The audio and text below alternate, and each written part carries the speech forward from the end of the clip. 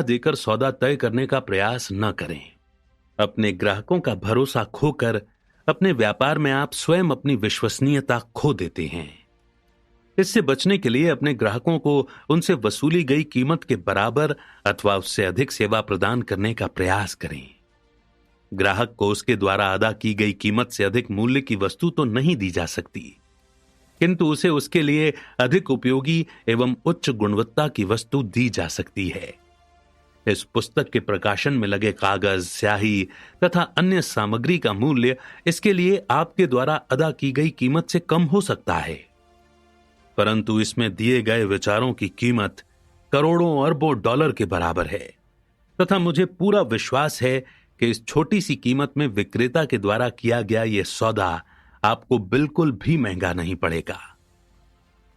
उदाहरण के लिए मेरे पास एक सुप्रसिद्ध चित्रकार द्वारा तैयार की गई महंगी पेंटिंग है, जिसे मैं किसी शिकारी को $500 में बेचने का प्रयास करता हूं तो यह ईमानदारी का सौदा नहीं कहा जाएगा, क्योंकि वो कीमती पेंटिंग शिकारी के लिए अधिक उपयोगी साबित नहीं होगी।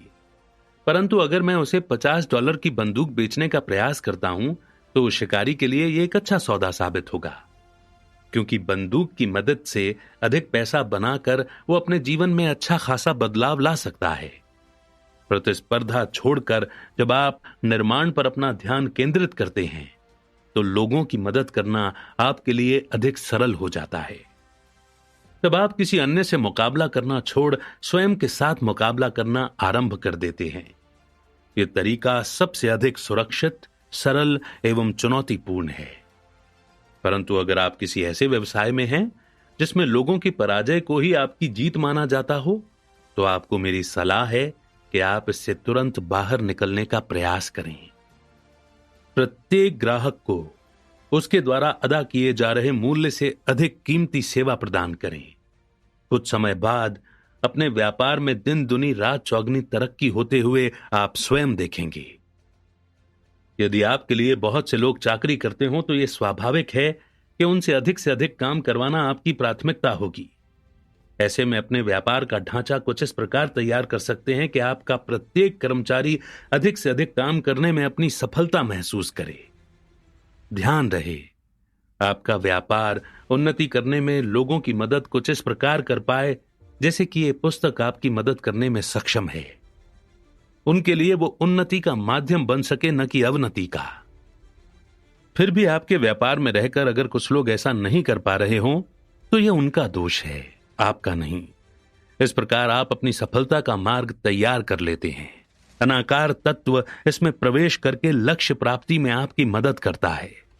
उदाहरण के तौर पर यदि आपको एक महंगी कार चाहिए तो इसके लिए अपना काम धंधा छोड़कर आपको एक बंद कमरे में बैठकर ध्यान लगाने यानी अपनी सोच के द्वारा विचार तत्व को आकर्षित करने की जगह कार को पाने का दृढ़ निश्चय अपने मन में जगाना होगा, ताकि कार को पाने का विचार आपके मन में घर कर जाए। आपका यह विचार किसी भी प्रकार की शंका से पूर्णतः मुक्त होना चाहिए। भूल कर भी इस विषय पर नकारात्मक बातें न करें। आपका नजरिया पूरी तरह सकारात्मक होना चाहिए। ऐसे में परम तत्व माध्यमों के द्वारा आपके विचार को साकार करने के लिए सक्रिय हो उठता है। आपकी धारणा से मेल खाती कार उन लोगों को माध्यम बनाकर आप तक पहुंचाई जाएगी जो लोग उस कार के निर्माण तथा वितरण व्यवसाय में पहले से ही मौजूद हैं। याद रखें, विचार तत्व सभी में समान रूप से सक्रिय है। हम सभी उसके संपर्क में हैं तथा सभी उससे प्रभावित हैं। जीवन को उत्तम तथा परिपूर्ण बनाने की उसकी कामना के चलते हमारी आवश्यकता की सभी चीजें हमें उपलब्ध कराई जा रही हैं तथा सदैव कराई जाती रहेंगी। आवश्यकता है तो बस कामना तथा विश्वास के साथ इच्छा शक्ति को जगाने की। दृढ़ इच्छा शक्ति के माध्यम से कुछ भी प्राप्त किया जा सकता है, बशर्ते कि आपकी कामना के पीछे अन्य लोगों का भी लाभ छिपा हो। अधिक की कामना करने में घबराने, शर्म अथवा संकोच करने की आवश्यकता नहीं है। ईसा मसीह के अनुसार मांगो, तुम्हें दिया जाएगा। खटखटाओ, द्वार तुम्हारे लिए खोला जाएगा। ढूंढो, मार्ग तुम्हें दिखाया जाएगा। परम पिता की भी यही इच्छा है। जीवन में प्रचुरता के लिए हमें जो कुछ भी चाहिए उसे हम तक पहुंचाने का कार्य मूल तत्व ही कर रहा है तथा सदैव करता रहेगा। जब आपका अवचेतन मन सफलता एवं पूर्ण प्रदर्शन के लिए पूरी तरह तैयार हो जाता है, तब आप अजेय बन जाते हैं। एक बार एक छोटा बालक पियानो बजाने का प्रयास कर रहा था। वो दुखी था क्योंकि वो पियानो बजाना नहीं चाहता था, परंतु फिर भी वो प्रयास कर रहा था। वो उदास था। मैंने उससे उसकी उदासी का कारण पूछा तो बोला कि संगीत तो मैं अपने अंदर महसूस कर रहा हूं, पर मैं उसे ठीक ढंग से अभिव्यक्त नहीं कर पा रहा हूं। उसका जवाब बिल्कुल सही था। उसके द्वारा मन में महसूस किया जा रहा संगीत मूल तत्व की प्रतिध्वनि था, जो उस बालक के माध्यम से अपनी पूर्ण अभिव्यक्ति का मार्ग खोज रहा था। ठीक इसी प्रकार परमपिता परमेश्वर भी हम सभी को माध्यम बनाकर स्वयं की अभिव्यक्ति का मार्ग खोजता है। वो हम में जीता है, हमसे अपने जरूरी कार्य पूरे करवाता है तथा आनंदित होता है। स्वयं परमात्मा के अनुसार भव्यतम महलों के निर्माण, मधुर संगीत रचना तथा सुंदर चित्रकारी करने के लिए मुझे तुम्हारा साथ चाहिए। मेरे पद चिन्हों पर चलने के लिए मुझे तुम्हारे कदम चाहिए। मेरे द्वारा निर्मित सौंदर्य को निहारने के लिए मुझे तुम्हारी दृष्टि चाहिए। सच्चाई की अभिव्यक्ति एवं कर्ण प्रिय गीत गुनगुनाने के लिए मुझे तुम्हारी जिह्वा चाहिए। ऐ मेरी सर्वश्रेष्ठ रचना, मुझे तुम्हारी जरूरत है, क्योंकि एक तुम ही हो जिसके माध्यम से मैं स्वयं को पूर्ण रूप से अभिव्यक्त करने की क्षमता रखता हूं। आप अभिव्यक्ति का साधन मात्र हैं। संगीत के निर्माण के लिए ईश्वर आपको माध्यम बनाता है तथा आप वाद्य यंत्रों एवं अपनी प्रतिभा को। अतः ईश्वर को उनसे प्यार है जिनमें वाद्य यंत्रों को झनकाने की प्रतिभा छिपी है। ईश्वर को सौंदर्य से प्यार है, अतः वे सौंदर्य प्रेमियों को पसंद करते हैं। ईश्वर को सच्चाई से प्यार है, अतः वे सच्चाई का प्रचार प्रसार करने वालों को पसंद करते हैं। ईश्वर स्वच्छता, स्वादिष्ट व्यंजन, सफलता, उन्नति, उपलब्धि, विलासिता, सुगंध, सहयोग, अच्छाई, ईमानदारी, प्रशंसा, धन दौलत, वैभव आदि सब कुछ पसंद करते हैं।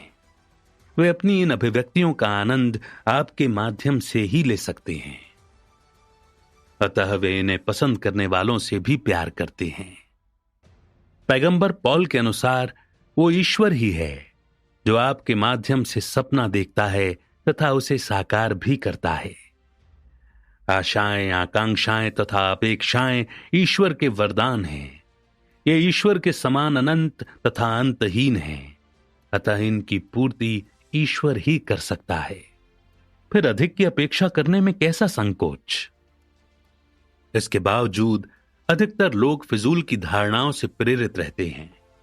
उनका मानना होता है कि दरिद्रता, बलिदान एवं समझौते का जीवन जीने से भगवान को प्रसन्न किया जा सकता है। गरीबी को वो ईश्वर रचित भाग्य का खेल समझते हैं। उनकी नजरों में निर्धनता ईश्वर द्वारा उन्हें दिया गया एक श्राप अथवा पृथ्वी पर संतुलन स्थापित करने का एक माध्यम मात्र है। अधिक की कामना को लालसा एवं लालच की संज्ञा देकर वे इससे दूर भागने का प्रयास करते हैं। संतोष को वे अपने जीवन का आधार मानकर जीवन निर्वाह करते हैं। मैं आपको एक नौजवान के बारे में बताता हूं जिसे मैंने अमीरी का रहस्य समझाया था। वो किराए के एक छोटे से मकान में रहता था तथा अपनी छोटी सी आमदनी में मुश्किल से ही गुजारा चला पाता था। उसे विश्वास नहीं था कि वो कभी अमीर भी बन पाएगा।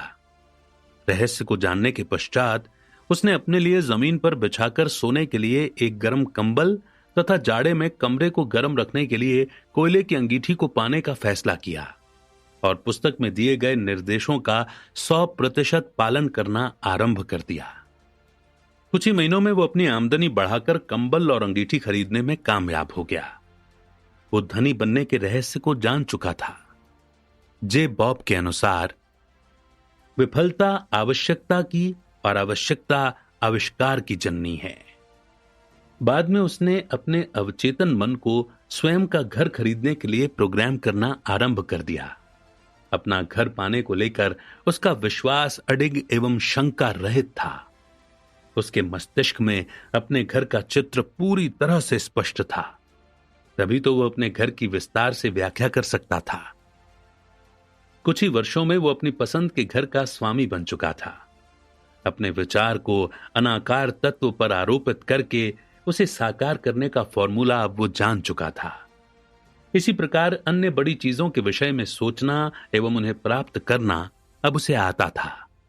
ठीक यही बात हम सभी पर लागू होती है। उस नौजवान की भांति हम सभी अमीरी का विज्ञान सीखकर वो सब कुछ हासिल कर सकते हैं जिसे पाना वर्तमान में हमें असंभव लगता है।